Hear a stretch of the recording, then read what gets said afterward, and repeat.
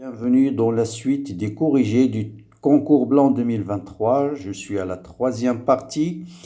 Donc avant de regarder la vidéo, n'oubliez pas de vous abonner à la chaîne, de la liker. Vous avez plein de playlists, une playlist où il y a plein de corrigés de concours blanc, d'examens blancs. Vous avez bien sûr des concours, des anciens examens de baccalauréat corrigés. Bref, il y en a de quoi travailler. Bien.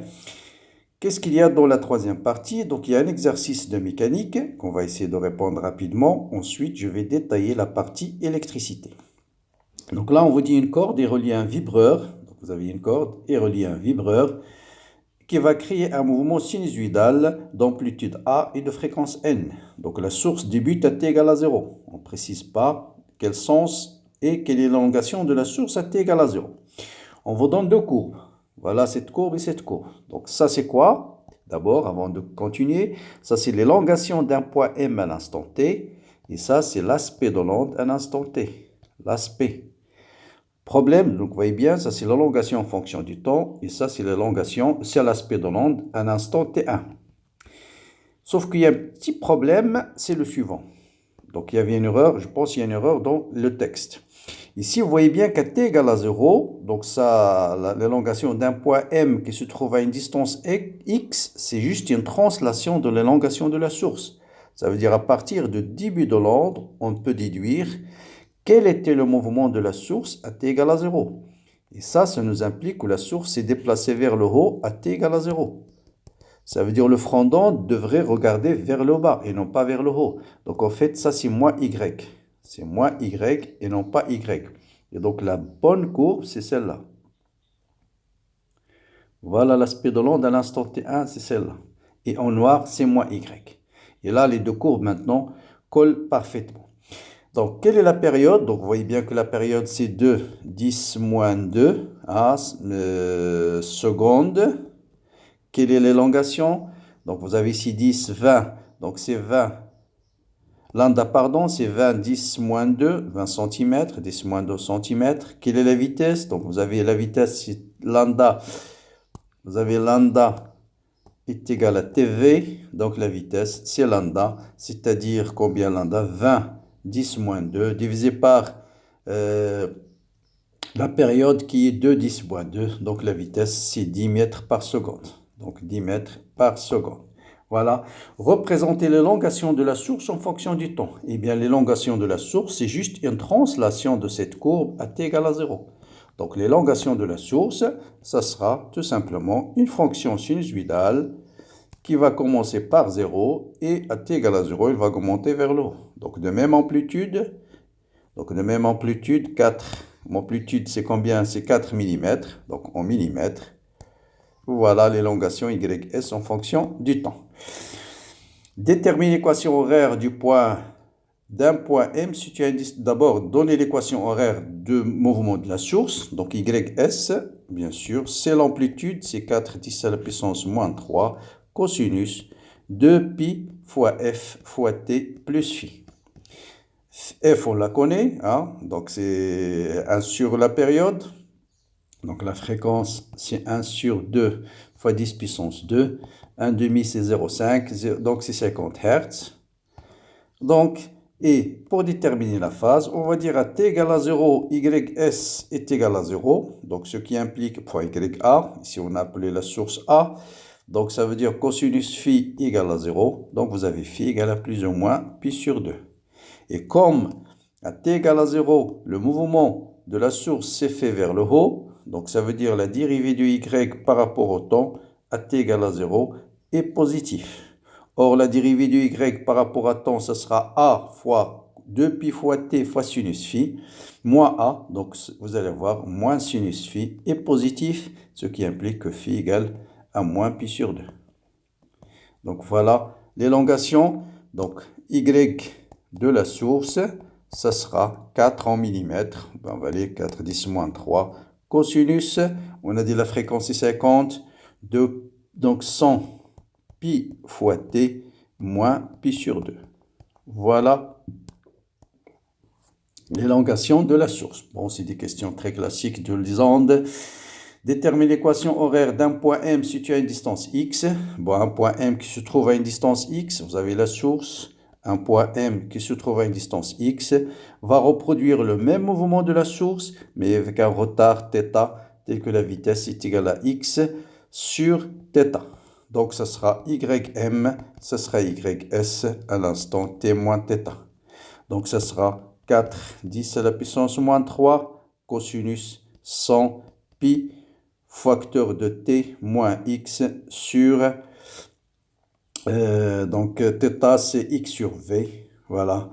Et ensuite, bien sûr, ne pas oublier de moins pi sur 2. Voilà qu'on peut écrire 4, 10 à la puissance moins 3, cosinus 100 pi fois t moins 100 pi fois x sur la vitesse qui était combien? Je crois on avait trouvé 10, voilà, sur 10. Voilà, vous pouvez simplifier par 10. Donc, moins cosinus 100 pi fois t moins 10 pi fois x. Très bien. Détermine le nombre de points qui à l'instant t1, non, à quel instant t1 correspond la courbe? Bon, vous voyez bien que l'instant t1 c'est 2,5, t1 c'est 2,5 lambda, donc t1 c'est 2,5 fois la période, donc 2 périodes et demie. Le nombre de points qui vibrent en phase avec la source avec A, bon, il suffit de dire, pour qu'il vibre en phase, il faut que la distance entre les deux points doit être de la forme de k lambda, et on cherche tous les points dont la distance est égale à k lambda et qui sont comprises entre 0 et la longueur de la source qui est 50. Comme lambda est égal à 20, donc 20 sur 50 c'est 2,5, donc on va mettre en centimètres bien sûr, donc ça veut dire k est compris entre 0 et 2,5, donc vous avez deux points qui vont vibrer en phase, le premier qui correspond à k égale à 1, le deuxième correspond à k égale à 2, donc vous avez deux points qui vibrent en phase. Donc voilà pour cet exercice sur les ondes. Donc je vais passer à cet exercice très intéressant sur l'électricité. Première remarque, notez bien que, je ne sais pas s'il fait exprès, que la tension au bord de la bobine est donnée en convention générateur, hein, ici. Donc première question, on va essayer de déterminer, donc ça c'est un condensateur qui est chargé à t égale à 0 sous une tension I0. Ensuite, on va le décharger à travers une bobine. Première question, équation différentielle vérifiée par I de C. Bon, on va répondre tout de suite ici. Équation différentielle vérifiée par I de C. Donc, je reprends le schéma. Vous avez un condensateur et puis une bobine. On vous donne ici le courant. Ça, c'est I de C. Et on a noté I de L dans cette manière-là. Et le courant, il est là. Donc, vous avez bien I de C égale I de L. Hein? I de C égale à I de L. Cette tension est égale à celle-là. Sauf que I de L, c'est moins L d de I sur d de T. Parce qu'il est en convention générateur. Et donc, on retrouve l'équation classique. I de C plus L d de I sur d de T égale à 0. Comme I égale à C d de UC sur d de T, donc vous avez bien U de C plus LC d carré de U de C sur dt carré égale à 0. Ça veut dire d carré de U de C sur dt carré plus 1 sur LC fois U de C égale à 0. Donc voilà la fameuse équation différentielle que tout le monde connaît par cœur. Bien. Question suivante. Établir l'équation. En déduire l'équation différentielle vérifiée par l'intensité. Avant, établir l'équation différentielle vérifiée par la tension I de C. Et après, en déduire l'équation différentielle vérifiée par l'intensité du courant. Bien sûr, vous avez là exactement la même équation différentielle vérifiée par l'intensité du courant. On peut le faire de plusieurs manières. Par exemple, revenir ici, remplacer I de C par Q sur C et puis dériver.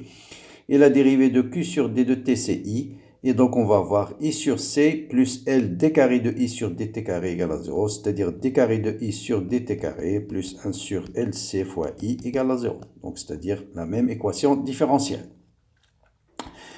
Bon. On dit dans l'équation différentielle, montrer que U est une solution de l'équation différentielle à condition que oméga 0 est égal à 1 sur racine de LC. Bon, je prends cette équation-là et je remplace. Donc, on me dit I de C est égal à quoi? Est égal à I de M, je crois. Donc, on va vérifier. Donc, I de C, on a dit c'est quoi la solution qu'on vous donne? C'est I0. I0, c'est I0 cosinus oméga 0 fois T plus phi. Bon, la dérivée première, ça va donner moins oméga 0 sinus. Et la dérivée seconde, d carré de I de C sur dt carré, ça va donner moins I0 oméga 0 au carré fois cosinus oméga 0 T plus phi. C'est-à-dire tout simplement moins oméga 0 au carré fois I de C. Donc, je remplace dans l'équation différentielle. Je vais avoir moins O0 au carré fois I de C, plus 1 sur LC fois I de C égale à 0. Donc, ceci est vrai si et seulement si oméga 0 au carré est égal à 1 sur LC. C'est-à-dire, oméga 0 est égal à 1 sur racine carrée de LC. C'est ce qu'on nous demande de démontrer. Voilà. Déduire l'expression de I, l'intensité du courant en fonction. Bon, je connais l'expression de I de C. Donc, I de C est égal à I0 cosinus oméga 0 fois T plus phi. Or, I, c'est quoi? C'est C D de IC sur D de T. Donc, je dérive ça. Donc, ça me donne moins C fois oméga 0 fois sinus oméga 0 fois T plus phi. Voilà le courant. Voilà l'expression du courant créée par... Bien, question suivante, on nous dit de montrer que I carré est égal à C sur L, I0 au carré moins I de C au carré. Bon, il suffit de prendre l'expression de I qu'on a calculée et élever au carré. Donc, ça sera C carré fois oméga 0 au carré fois sinus carré de oméga 0 T plus phi. Je remplace tout de suite oméga 0 au carré par sa valeur. Ah, c'est 1 sur LC. Et C carré sur LC, ça me donne C sur L. Et sinus carré, je vais le remplacer par 1 moins cos carré. Oméga 0 T plus phi. Et bien sûr, il ne faut pas oublier il manque un U0 ici. I c'est C, I c'est U0. Donc c'est U0 ici. Il manque un U0. Donc il manque un U0. Voilà. Donc il manque un U0 au carré. Voilà, donc ça me donne C sur L, facteur de I0 au carré, et I0 cosinus n'est autre que I de C au carré, moins I de C au carré. Et voilà, je retrouve l'expression qu'on me demande de chercher. Voilà.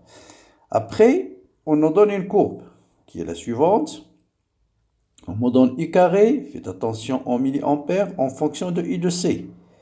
Et vous voyez bien que cette courbe, c'est Y est égal à A plus BX. Avec Y, c'est I carré, X, c'est I de C au carré. Et A, c'est ce point, l'intersection avec l'origine, B, c'est la pente. Donc, on va utiliser d'abord déterminer la valeur. Ce point-là, c'est combien? 200, 400, 600, 800, 1000. Donc, 1000 fois 10, 1000, faites attention, c'est 1000 milliampères au carré. En ampères, c'est 1000 fois 10 moins 6. Donc, ça, c'est 10 à la puissance moins 3 ampères. Ce point. Et bien ce point, c'est 100 volts au carré. Donc c'est 100. Voilà. Donc 1000 et 100. Donc on va prendre l'équation qu'on a déjà trouvée, qui est la suivante. C'est de la forme C sur L fois I0 au carré, moins C sur L fois I de C au carré. De la forme B moins AX.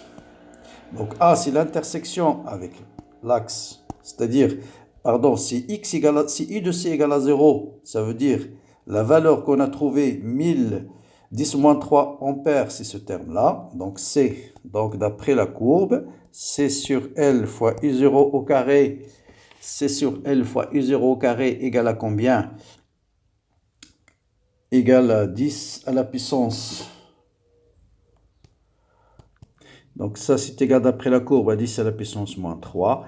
Et bien sûr, on a C sur L. En fait, c'est moins C sur L. On va prendre la pente en valeur absolue. C'est égal. Et vous pouvez calculer la pente. Vous allez trouver... Bon, allez, on va le voir sur la courbe.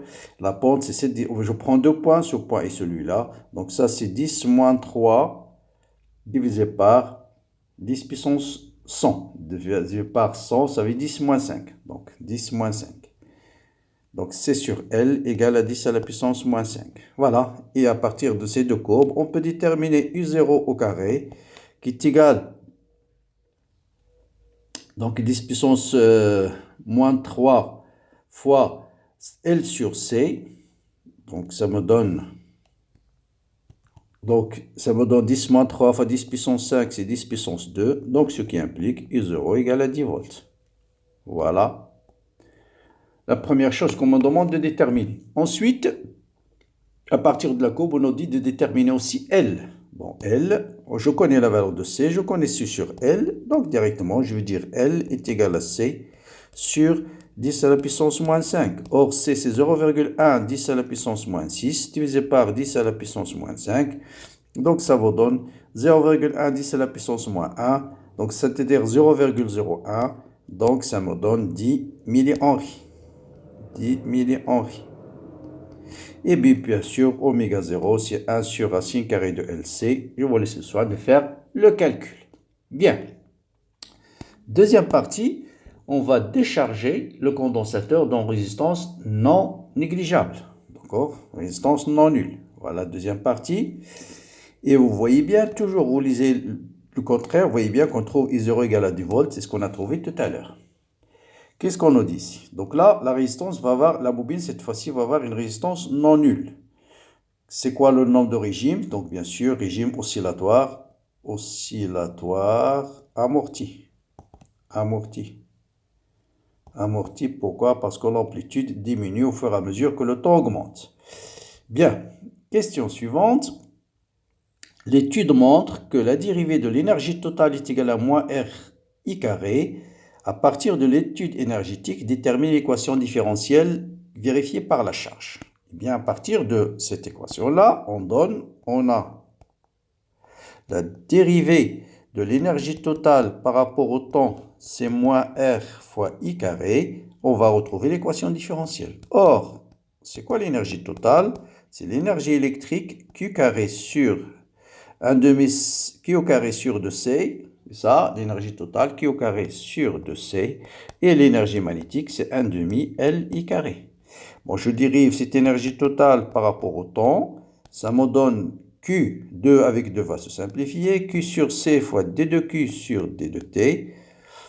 Plus L fois I, D de I sur D de T. En fait, D de Q sur D de T, c'est I. Donc, I facteur de Q sur C plus L D de I sur D de T.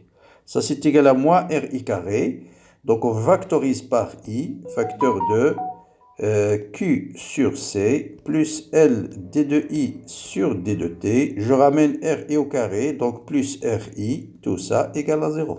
Et en simplifiant et en remplaçant I par D de Q sur D de T, je trouve que L D carré de Q sur DT carré plus R D de Q sur D de T plus Q sur C égale à 0.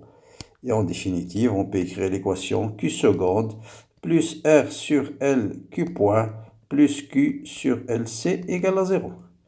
Voilà l'équation différentielle qu'on a obtenue. Donc voilà l'équation différentielle qu'on met en général sur la forme canonique en posant ce terme égal à 2 lambda. Et cette équation, c'est l'équation générale. Bien sûr, on ne vous demande pas de chercher la solution, qu'on peut montrer bien sûr, si vous avez fait les équations différentielles, vous pouvez montrer facilement que la solution de cette équation, c'est de la forme, donc Q, c'est QM, exponentielle moins R, c'est-à-dire moins lambda T, tout simplement, moins lambda fois T, fois cosinus oméga 0 fois T, c'est-à-dire 2pi sur T fois T, avec lambda est égal à R sur 2L. Voilà, mais on vous donne la solution, on vous demande juste de, sachant que la solution c'est cette forme,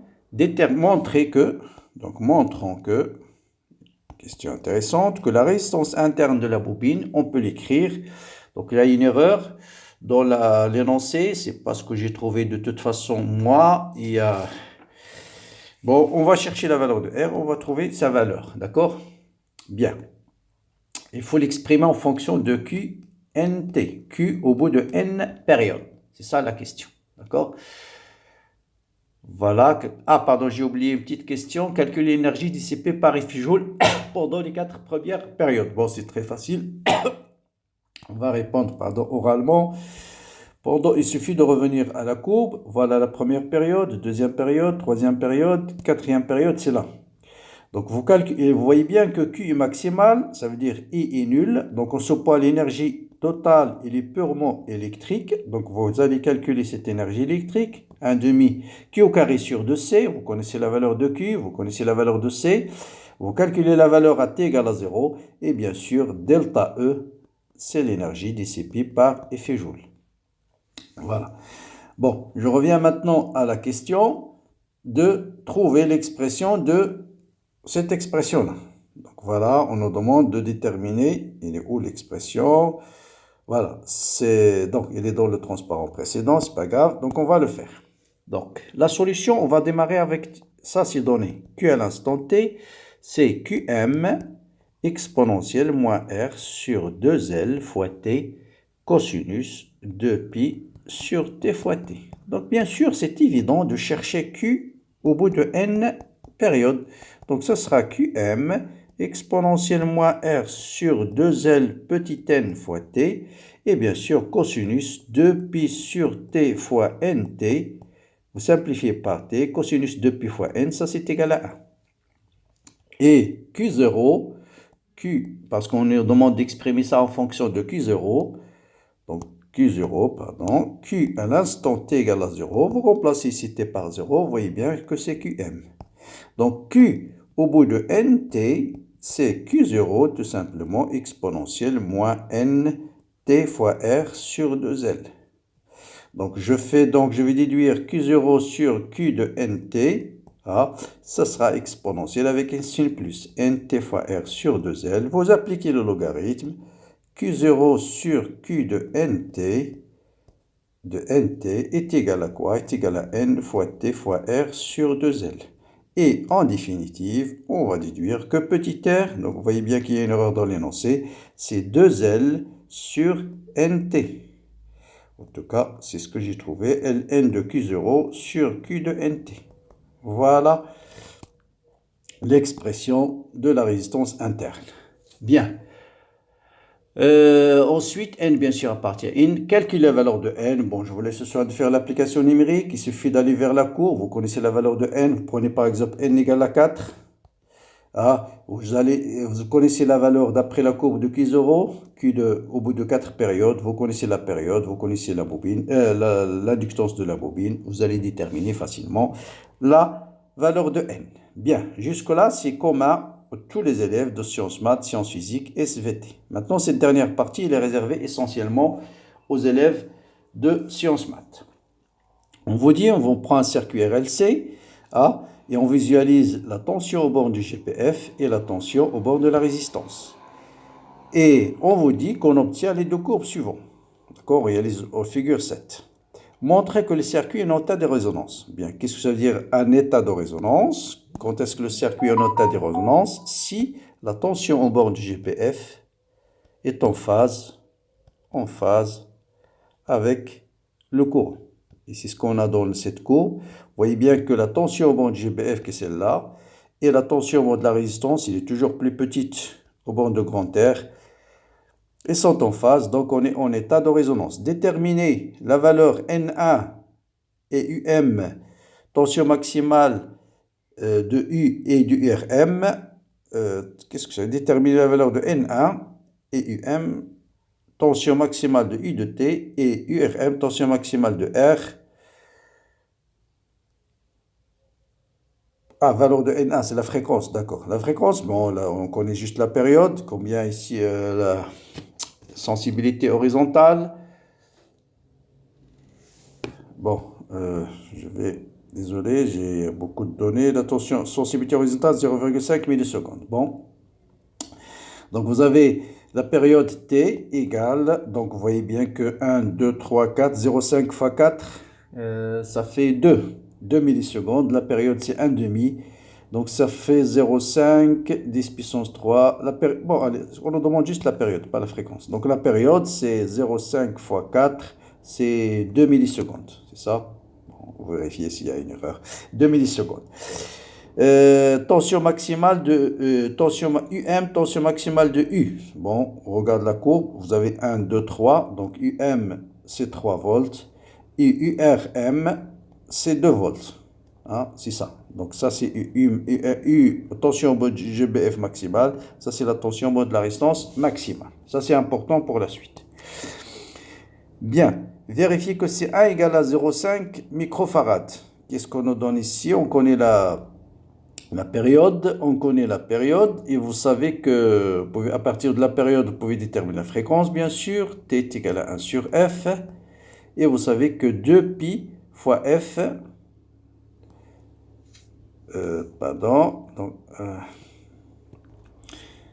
bon, si vous connaissez la période, vous allez déterminer bien sûr la fréquence, c'est l'inverse de la période. Or, vous savez qu'à la résonance, ça je vais l'écrire, à la résonance, GLC oméga 0 au carré est égal à 1.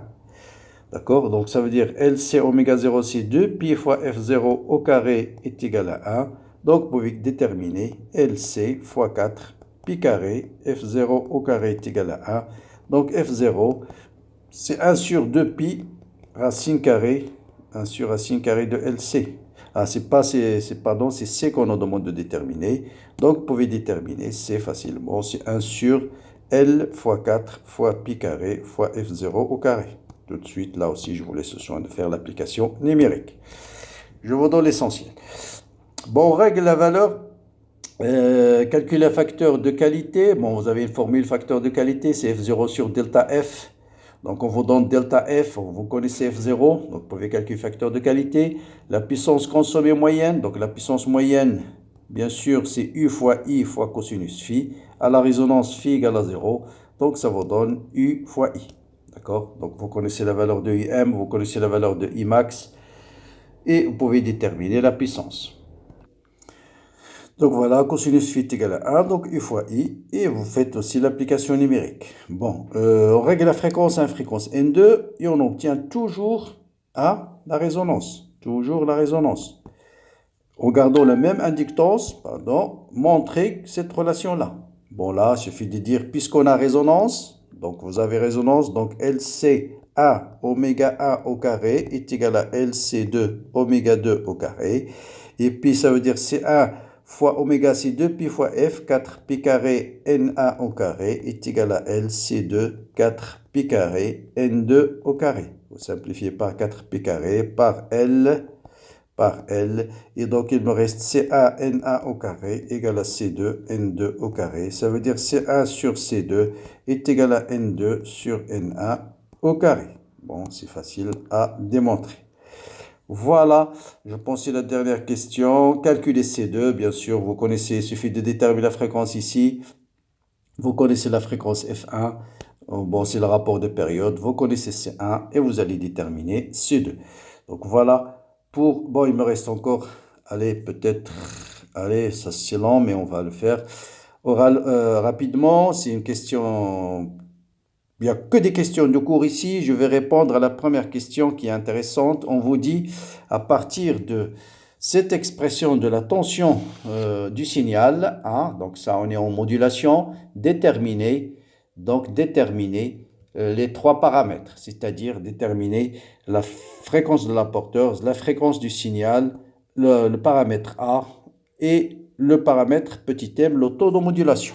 Bien, il suffit de prendre cette expression qu'on vous demande, U de S de T est égal à 0,9 facteur de 2200 pi fois, cosinus 2200 pi fois T, ensuite plus cosinus 1800 pi fois T, et tout ça plus 3 cosinus de 2000 pi fois t. Ça, il faut le mettre sous la forme A, facteur de 1 plus m cosinus 2 pi, la fréquence du signal fois t, cosinus la fréquence 2 pi, la fréquence de la porteuse fois t. Et à partir de là, par analogie, vous allez déterminer A, petit m, fréquence du signal, fréquence de la porteuse. Bon, là, il suffit d'utiliser cos de A plus cos de B, US de T, égale à 0,9. Cos de A plus cos de B, c'est 1 demi. 1 demi. Cos de A plus B, donc A plus B 2200 plus 1800, c'est-à-dire cosinus de... pardon, c'est cos A plus B sur 2, donc cos de A plus B sur 2, donc 2200 plus 1800, ça fait 3000, 3000, 4000, 4000 sur 2 c'est 2000, 2000 pi fois t, et cosinus A moins B, 400, 400 pi fois t. Voilà, plus 3. 0,9 il est uniquement en fonction de ça, voilà, plus 3 cosinus 2000 pi fois t, 2000. Voilà, donc je vais mettre cosinus de 2000 en facteur d'abord, déjà, cosinus 2000 pi fois t en facteur. Qu'est-ce qu'il me reste? Il va me rester, donc s'il va disparaître, il va me rester 0,9 cosinus 400 pi fois t plus 3.